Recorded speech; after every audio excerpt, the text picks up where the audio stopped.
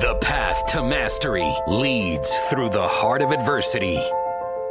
Challenge is the raw material from which courage and strength are forged. Warriors are not defined by events. Warriors define them. Warriors conquer themselves before all else. Warriors are relentless in their service to others. Join us as we open our hearts and hone our minds to a razor's edge. It doesn't matter how slow you go, only that you do not stop. Your time is now. And now your host, Jason McKenzie.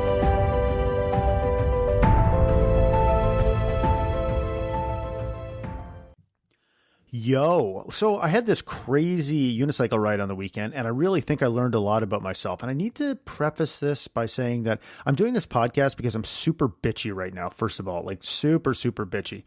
Mostly because my eye is driving me crazy. I've got this corneal erosion thing going on, and it's not really as bad as it sounds. Like I don't think my cornea is, I'm not really sure why they call it that, but it's basically like this scratch on my cornea, and it won't fucking heal. And there's nothing, like, it doesn't bother me most of the time, but when it does bother me, it is like having a piece of metal kind of stuck in your eye that you can't get out. And it's like, I'm super sensitive to light and got to pour eye drops in it. And there's not really anything they can do about it. Like they can do the, like, sort of the acute part, you know, like they could freeze it or put a certain type of contact in or whatever till it kind of heals up again. But it just keeps happening over and over again. And it'll go like a long time without happening, and then it'll happen. And so I think I might need to get referred to a specialist, but all of the, everything I've read online about it says there's really fucking nothing you can do. And I've been to the optometrist, the eye doctor. I know there's a bunch of different kinds of eye doctors, but a bunch of times, and they kind of say the same thing, but I don't know, at this point, maybe going to a specialist will help. But my point in saying all that was not to elicit sympathy, but if you want to give me some, fuck, I'll take it. It was more to say, like, I'm doing this podcast because this eye thing makes me super bitchy. And because it's like, it's always there, and it's like all I can focus on, and I just get so short. So I'm sitting in here with my basement. I don't want to be around anyone. I don't want to be around anyone. And I thought, fuck it, I'll do a podcast episode because at least that'll be something constructive. It'll allow me to get my thoughts out of my head and hopefully add some value, which always makes me feel better. So back from my digression into the world of self-pity. And ladies, if there's any ladies listening to this isn't like man flu. Okay, this is like actually fucking hurts. Although I totally understand man flu. I've had the man flu many times, and I'm sure I will have it again in the future. And I have been known to, when I get a cold, to writhe around in agony looking for deep sympathy, which I typically don't get. But now my digression is over. So I'm doing this race. It's not a race. It's an event in a couple weeks. I keep saying that. I keep wanting to call it a race because I think I'm racing myself. But anyways, it's an MS bike ride. And over 2 days, on Saturday, you ride 80 kilometers, 50 miles. And then on Sunday, you ride 80 kilometers or 50 miles. So it'll be 160 kilometers or 100 miles over a couple of days. And I'm doing it on my unicycle, which is, you know, unusual probably to say the least. And it's going to be the furthest I've ever ridden. So over the course of that 2 days. I'm on a creaky chair right now, so I'm going to try to be super still. But anyways, so on Saturday, I went for a long unicycle ride, and this was my last training ride before, like my last long training ride before the event. And I didn't know exactly how far I was going to go, but I knew I was going to go further than I had ever gone before. So the furthest I'd gone before was about 72 kilometers. I can't really convert that. That's like 44 miles, something like that. And it was very painful. And I learned about I needed to take some electrolytes while I was riding because my quads completely locked up near the end. And I needed to eat something because I got super hungry and I started like throwing up in the bushes. So I was kind of dreading the ride, actually. I've been ridden, that was about 3 weeks ago. I've ridden a lot since then. But, you know, I bought some electrolyte stuff for my water and I stopped halfway and, you know, grabbed a quick bite. It was McDonald's and it was so fucking good. Yum, yum.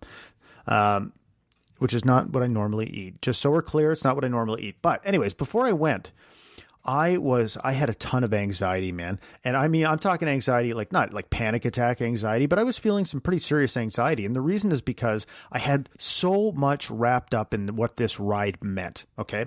So I didn't know how far I was going to go, but I knew I was going to go further. I knew that like this, I really wanted this ride to go well, because if it didn't go well, then, you know, what was that going to mean for the weekend of the event? Was I even going to be able to finish it? Like, I really don't know if I'm even going to be able to finish this thing over 2 days, because it's going to hurt like hell. And if the ride went shitty, and then, oh my God, what if I can't finish the race and then, or the event? You can see what I'm doing here in my own head, the event. And, you know, what would that mean for all those people that like donated? People have donated over $1,000 to support me in doing this. Oh my God, I got to finish. And last time it was really hard. And oh my God, how do I even think I'm going to go further than that? What if I'm not ready? Blah, blah, blah. What if it gets too painful and I quit? What does that say about me, not just as for this event, but as a fucking human being? Is if I can't take it and I actually quit. Like, these were all of the thoughts that were going on in my head before I went on this ride. I think I'm going to stand up actually, because this stool is driving me crazy. One thing I want for Christmas, or sometime before Christmas, is a very silent stool for recording podcasts and just sitting in comfortable bliss. But anyways, once again, I digress. So as I start going out on the ride, I'm noticing that, you know, I'm riding along and I'm feeling okay, but I'm very hypersensitive to every like twinge, you know, or everything that feels different or maybe suboptimal, let's say. And I'm kind of like focusing on that. And I did that for probably the first 20 kilometers. And, you know, just had this voice going on in my head. It was like, are you going to be able to do this? Are you going to be able to do this? You better be able to do this. And I mean, it wasn't quite that like insanely neurotic, but I mean, it was there and it was pretty loud. Now, obviously I didn't ignore it, but I did not let the narrative in my head dictate my actions. Like, I obviously went for the unicycle ride anyways, and I knew I was going to go far. So I just didn't know what it was going to look like. But what I noticed was, as time passed and I rode further and further, that the voices started to quiet down in my head. And it was really an interesting experience for me, because it wasn't instant. They just slowly started to quiet, and I started to get more comfortable, and I started to get into the groove, and I started to feel more like I was sort of one with the unicycle. As weird as that sounds. Sometimes what I mean by that is, like, instead of feeling like I'm sitting on top of it, it feels like an extension of my body, which is a really cool feeling to have. So that's kind of when you know you're in like a flow state or whatever you want to call it. But the voices in my head were starting to quiet down. And then what ended up happening? So actually, let me back up a little bit. And normally I would listen to a podcast or something when I ride, but I was like, you know what? I need to fully experience this narrative in my head. Because I feel like I'm going to learn something about myself if I do. And so as the voices quieted down and I was trugging along, I got to about probably the 60 kilometer mark, maybe.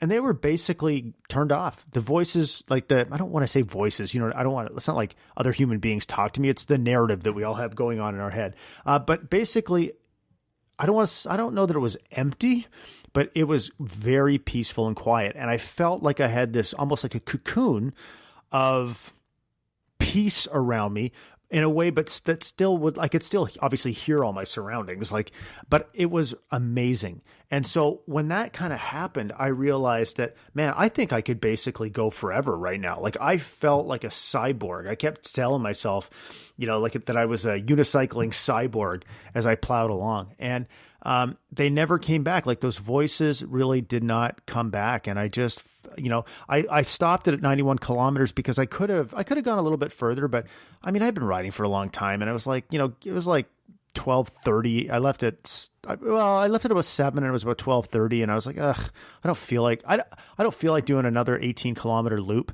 And my legs were getting sore, not sore to the point of quitting. So my point is, I could have made it to 100 kilometers, but I was cool with what I did.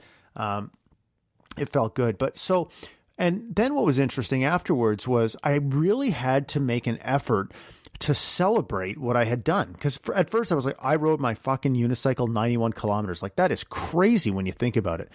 But then right away it was like, is there going to be enough for the day of the event? Blah, blah, blah. And I said to Tanya, like, I really want to celebrate this and just recognize that, come on, this is an awesome accomplishment. Like, seriously, I rode a unicycle 91 kilometers and I did it well, and I was strong.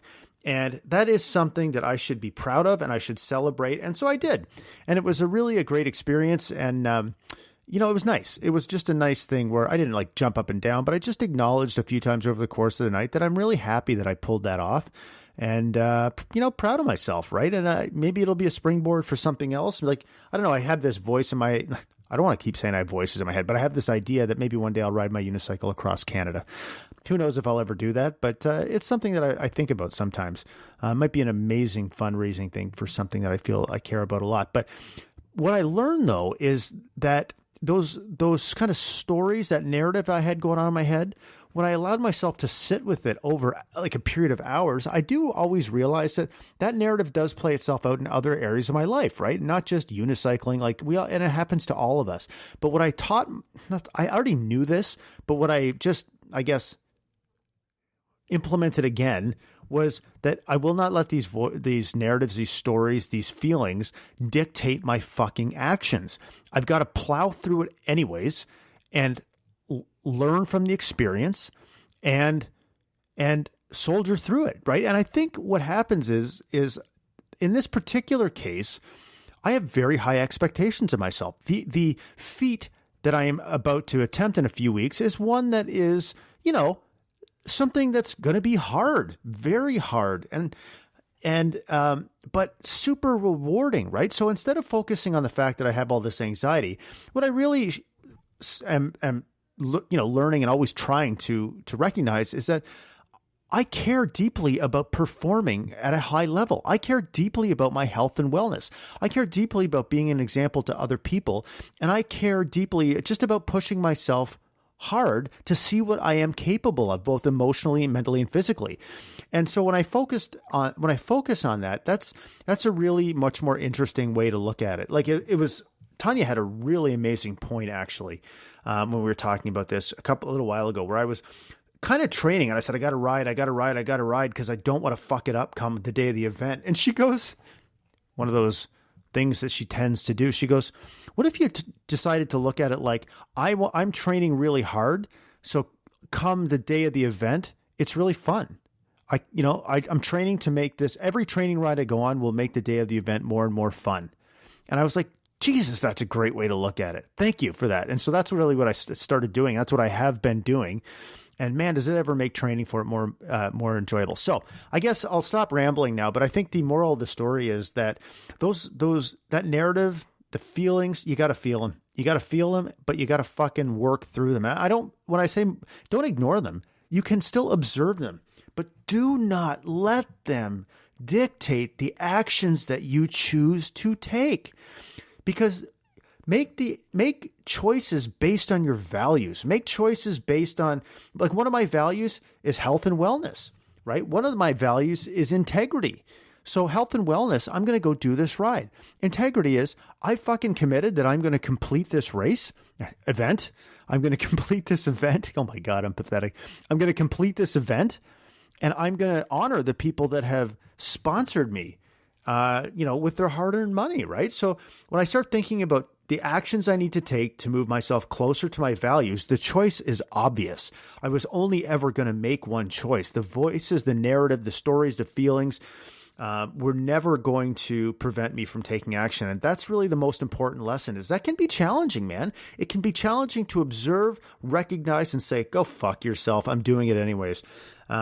So amazing what sitting, on a unicycle with myself in silence for 5.5 hours at a time taught me. And I just wanted to share those lessons with you because I feel like I will carry those lessons with me for a while.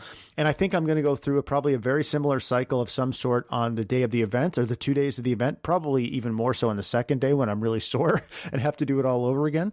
And I will share those learnings with you too, because I'm excited to find them out. All right. So I hope that was helpful to you, and have a fucking amazing day.